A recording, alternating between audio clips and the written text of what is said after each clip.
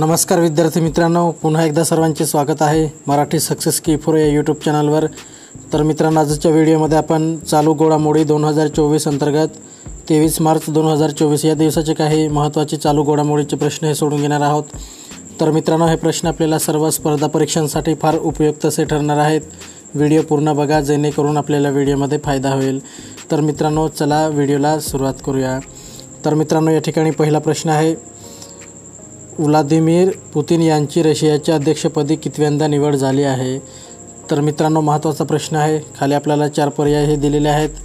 तर मित्रांनो, याचं जे योग्य उत्तर राहील ते आहे पर्याय 3, 5। पुढचा प्रश्न आहे प्रश्न क्रमांक 2,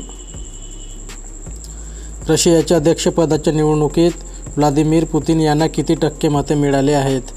तर मित्रांनो, याचं जे योग्य उत्तर राहील ते आहे पर्याय 2, 88।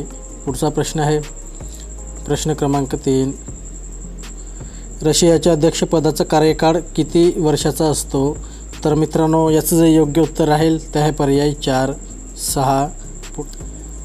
प्रश्न क्रमांक 4 आहे, भारताच्या निर्यातीच्या बाबतीत सिंगापूर 16व्या स्थानावरून किती स्थानावर आला आहे? तर मित्रांनो, याचं जे योग्य उत्तर राहील ते आहे पर्याय 3, 10। पुढचा प्रश्न आहे प्रश्न क्रमांक 5, भारताच्या निर्यातीच्या बाबतीत कोणता देश 16व्या स्थानावरून 10व्या स्थानावर आला आहे? तर मित्रांनो, याचं जे योग्य उत्तर राहील ते आहे पर्याय 2, सिंगापूर। पुढचा प्रश्न आहे प्रश्न क्रमांक 6, शरेंग तोग्बे हे 14 मार्च ते 18 मार्च दरम्यान भारत दौऱ्यावर आलेले कोणत्या देशाचे पंतप्रधान आहेत? तर मित्रांनो, याचं जे योग्य उत्तर राहील ते आहे पर्याय 3, भूतान। पुढचा प्रश्न आहे प्रश्न क्रमांक 7, नुकत्याच जाहीर झालेल्या 18व्या लोकसभेच्या निवडणुका किती टप्प्यात होणार आहे? तर मित्रांनो, महत्त्वाचा प्रश्न आहे। तर याचं जे योग्य उत्तर राहील ते आहे पर्याय 1, 7 टप्प्यात। पुढचा प्रश्न आहे प्रश्न क्रमांक 8, भारताच्या 18व्या लोकसभेची निवडणूक कोणत्या कालावधीत पार पडणार आहे? तर मित्रांनो, याचं योग्य उत्तर राहील ते आहे पर्याय 3, 19 एप्रिल ते 1 जून 2024। पुढचा प्रश्न आहे प्रश्न क्रमांक 9, राष्ट्रीय लसीकरण दिन कधी साजरा करण्यात येतो? तर मित्रांनो, याचं जे योग्य उत्तर राहील ते आहे पर्याय 4, 16 मार्च रोजी। पुढचा प्रश्न आहे प्रश्न क्रमांक 10, महाराष्ट्र राज्यात लोकसभेच्या निवडणुका किती टप्प्यात होणार आहेत? तर मित्रांनो, याचं जे योग्य उत्तर राहील ते आहे पर्याय 2, 5।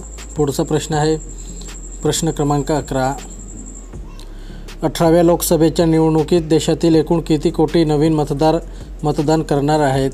तर मित्रांनो, याचं जे योग्य उत्तर राहील ते आहे पर्याय 4, 1.82।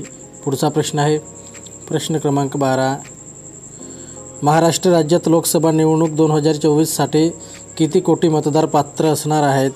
तर मित्रांनो, याचं जे योग्य उत्तर राहील ते आहे पर्याय 3, 9.20।